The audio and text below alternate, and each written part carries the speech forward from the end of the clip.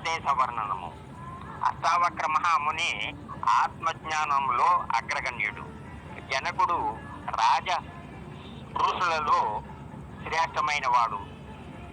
ఆత్మ విద్యను ఉపదేశింపుము అని జనకుడు అష్టావక్రుణ్ణి ప్రార్థించును.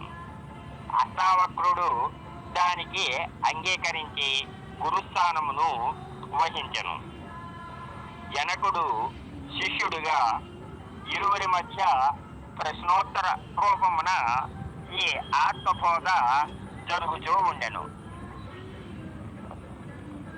జనక ఉవాచ కథం జ్ఞానమవాప్నోతి కథం ముక్తిర్భవిష్యతి వైరాగ్యం చ కథం ప్రాప్తం ఏతద్బ్రూహి మమ ప్రభో.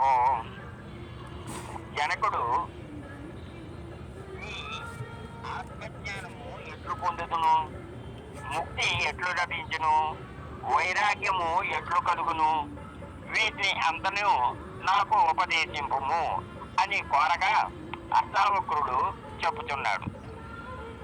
ముక్తి మిచ్చసి చేత్తాత విషయాన్ విషమివ యజ క్షమార్థవద యాతోష సత్యం పీయూషవద్భజ. ఓ శిష్య,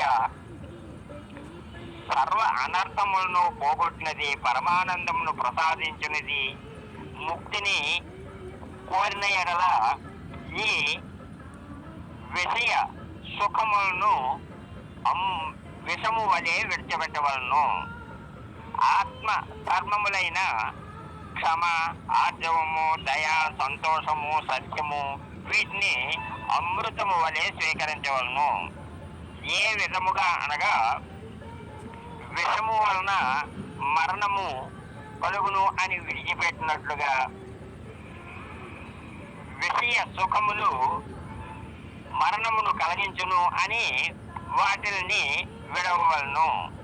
అంటే నేను, నాది అను విషయ వాంఛ యందు ఆసక్తిని విడిచిపెట్టవలను. దీని వలన దమము అనున్నది సిద్ధించును. ఇంకా సర్వ జగత్తునకు అధిష్టానము ఆత్మ. ఆత్మకు గల ఈ అధిష్టాన భావము సహనము. దానినే క్షమ అందురు. క్షమ ఆత్మధర్మము. ఈ సర్వ జగత్తు అవిద్యారూపము, అజ్ఞాన కల్పనము, మాయామయము. అటువంటి మాయా సంబంధం లేని యథార్థ జ్ఞానము ఏదైతే కలదో అదే నిజమైనది. దాన్ని ఆర్జవము అనబడును. అందువలన ఆర్జవము ఆత్మ యొక్క ధర్మము అయి ఉన్నది. సర్వభూతములయందు దయ కలిగి ఉండుట. ఉపాధి లేనటువంటి ఆత్మ సర్వభూత హితము కలిగినటువంటిది. అందువలన దయ ఆత్మ యొక్క ధర్మము. ఇక ఆత్మ సంతోష స్వరూపము. ఆనందము వలన సంతోషము ఆత్మధర్మమై ఉన్నది. మూడు కాలములకు అతీతమైనది, మూడు కాలములందును ఉండునది సత్యము.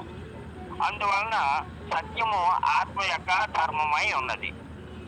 కావున ఆత్మానుభవమును కోరువాడు, జీవన్ముక్తిని లభించుకోవాలి అనుకునేవాడు ఆత్మ ధర్మములను స్వీకరించవలను. అందువలన అంతఃకరణ శుద్ధి కలిగి శమము అనున్నది సిద్ధించును. న పృథ్వీ న జలం నాగ్నిర్న వాయు ద్యౌర్న వా భవాన్ యేషాం సాక్షిణమాత్మానం చిద్రూపం విద్ధి మోక్షయే. నీవు భూమి, జలము, అగ్ని, వాయువు, ఆకాశము కాదు. ఈ ప్రపంచమునకు కేవలము సాక్షి మాత్రుడవే.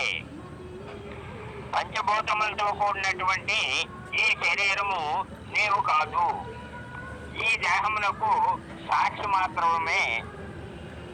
నీకంటే వేరైనది, భిన్నమైనది, పవిత్రమైనది కావున ఆత్మధర్మము అయిన క్షమ, ఆర్జవ, దయ, సంతోషము, సైత్యము అమృతము వలె స్వీకరింపము. విషయ సుఖములను విడిచిపెట్టుము. యది దేహం పృథక్కృత్యాతి విశ్రామ్యతే స్థసి అధునైవ సుఖీ శాంతో బంధముక్తో భవిష్యతి. నీవు ఈ దేహమును నీ కంటే భిన్నమైన దానిగా వేరు చేసి, అనగా నిన్ను నీవు ఈ దేహము కంటే వేరైన వాణ్ణిగా భావించి చైతన్యమునందు అనగా చిత్తమునందు మనస్సును లయింపజేసి స్థిరముగా ఉండుము. అప్పుడు నీవు ఈ దశయందే నీవు సుఖముగా, శాంతముగా, బంధ విముక్తుడపై ఆత్మానుభవశాలివి కాగలవు. ఆత్మ అత్యంత దుఃఖ నివృత్తియే ముక్తి. కావున చిత్తలయమును జీవన్ముక్తావస్థయని తెలుసుకొనుము. నత్వం విప్రాధికో వర్ణే నాశ్రమీ నాక్షగోచరః అసంగోసి నిరాకారో విశ్వసాక్షి సుఖీ భవ. జీవన్ముక్తావస్థయందు నీకు వర్ణములు గాని, ఆశ్రమములు గాని లేవు, ఇంద్రియములు గాని లేవు. అందువలన నీవు దేనికే అంటబడన వాడవు, నిరాకారుడవు, విశ్వసాక్షివి అవుతున్నావు. ఆ కావున చిత్తలయ స్థితిని పొంది సుఖమును పొందుము. చిత్త లయమునందు ఆత్మ ఆదాత్మ్యము సిద్ధించును. అప్పుడు నీవు దేనికి అంటపడవు, అనగా దేహము లేనివాడవు అగుచున్నావు. దేహభావము లేని వానికి వర్ణములు గాని, కర్మములు గాని లేవు. చిత్తశుద్ధి యందు నీవు నిరాకారుడవు, అనగా ఆకారము లేనివాడవు. అందువలన ఇంద్రియములకు కనిపించినటువంటి వాడవు. చిత్త లయస్థితి యందు నీవు విశ్వసాక్షివి, అనగా ఈ సమస్త విశ్వమునకు సాక్షి మాత్రులవే. కావున ధర్మౌ సుఖం దుఃఖం మానసాని నతే విభో నర్తాసి నోక్తాసి ముక్త ఏవాసి సర్వదా. ధర్మాధర్మములు, సుఖ దుఃఖములు కేవలము మనస్సుకు సంబంధించినవి, నీకు సంబంధించినవి కావు. వాణ్ణి నీవు కర్తవు కావు, భోక్తవు కావు. నీవు ఎల్లప్పుడూ ముక్తుడివే అయి ఉన్నావు. వర్ణాశ్రమ ధర్మములు వేదంచే చెప్పబడినది. ధర్మాచరణ వలన సుఖము, అధర్మాచరణము వలన దుఃఖము కలుగునని వేదములు విధి నిషేధములను చెప్పాను. అయినను నీకు ఈ వర్ణాశ్రమములతో కానీ, కర్మలతో కానీ సంబంధం లేదు. అవి కేవలము మనస్సునకు సంబంధించినవి. నీవు భోక్తవు కాదు. నీవు ఎల్లప్పుడూ శుద్ధ బుద్ధ ముక్తి స్వరూపుడవు, ఆత్మస్వరూపుడవు. ఈ సుఖ దుఃఖములు అజ్ఞానము వలన కలుగుతూ ఉన్నవి. ఏకో ద్రష్టాసి సర్వస్య ముక్త ప్రాయోసి సర్వదా అయమేవ హితే బంధో ద్రష్టారం పశ్యసేతరం. ఓ ప్రియమైన శిష్య, ఈ సమస్తమునకు నీవు ఒక్కడవే ద్రష్టవు, అనగా చూచువాడవు. అందువలన ఎల్లప్పుడూ నీవు ముక్తిని పొందినటువంటి వాడవి. నీకంటే ఇతరమైన చూచువాడు నీవు ఎప్పుడు చూస్తున్నావో అదే నీకు బంధమును కలిగించును. ఈ జగత్తునందు అనేక శరీరములు కలవు. ఈ శరీరములు అన్నీ అనేక రూపములు, అనేక రంగులు, అనేక స్వభావములు కలిగి ఉన్నవి.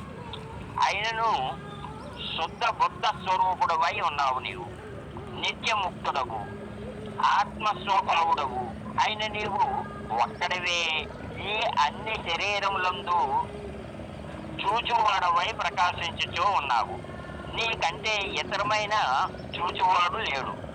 అందువలన నీవు సర్వవ్యాపకమై ఉన్నావు, ముక్తప్రాయుడవై అగుతూ ఉన్నావు. ఈ సర్వవ్యాపక స్వభావమే ముక్తి అని చెప్పబడుతున్నది.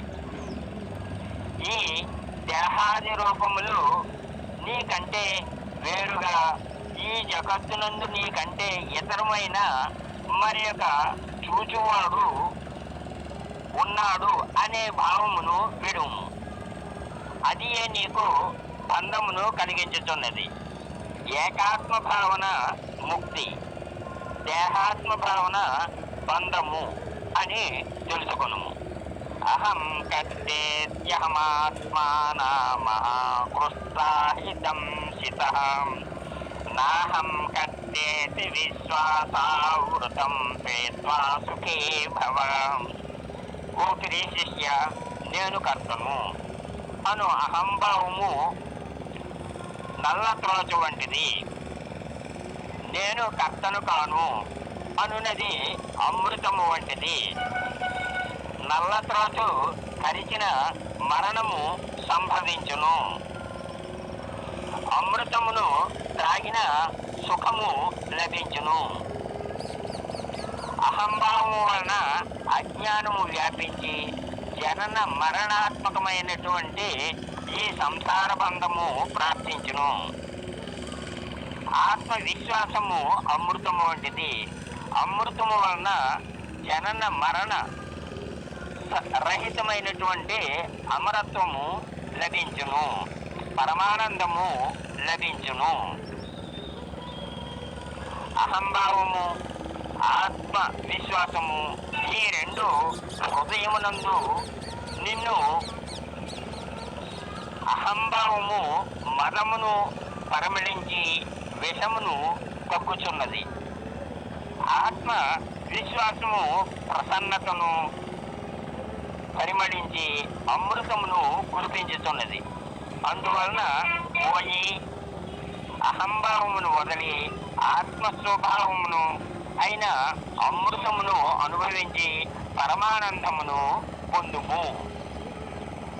ఏకో విశుద్ధ బోధో అహమితి నిశ్చయవహ్నినాం ప్రజ్వాల్య జ్ఞాన గహనం వేతశోకః సుఖీ భవ. నాకు ఏ భేదములు లేనివాడను, అద్వితీయుడను, ఒక్కడనే ప్రకాశించుతూ ఉన్నాను, చిదాత్ముడను అని నిశ్చయ జ్ఞానంచే అజ్ఞానము అనే అరణ్యము దహింపబడి శోకరహితుడై సుఖముగా ఉండుము. ఇదేత్ర విశ్వమిదం భాతి కల్పితం మృత్యు సర్వవత్ ఆనంద పరమానంద నమోదస్వం సుఖీం చర.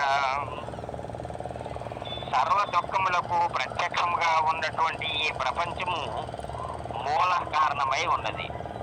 నిజమునకు ఈ ప్రపంచము అనున్నది లేదు, ఈ విశ్వము లేదు. ఎట్లనగా త్రాడునందు పాము కనిపించినట్లు ఈ సర్వ విశ్వము ఆ ఆత్మయందే కల్పింపబడి ప్రకాశించుచూ ఉన్నది. ఏ ప్రకారముగా వెలుగులో తాడును మాత్రమే చూచి పాము లేకుండాను ఎట్లు అనుభవమును పొందుతున్నదో అట్లే ఈ చిదాత్మవు నీవే అని తెలిసిన తర్వాత మానుషానందము కంటే, దేవతానందము కంటే ఉత్కృష్టమైన బ్రహ్మానందమును నీవు పొందగలవు. ఓం తత్సత్. ఆత్మవిద్య మొదటి ప్రకరణంలో రెండవ భాగం. ముక్తాభిమాని ముక్తో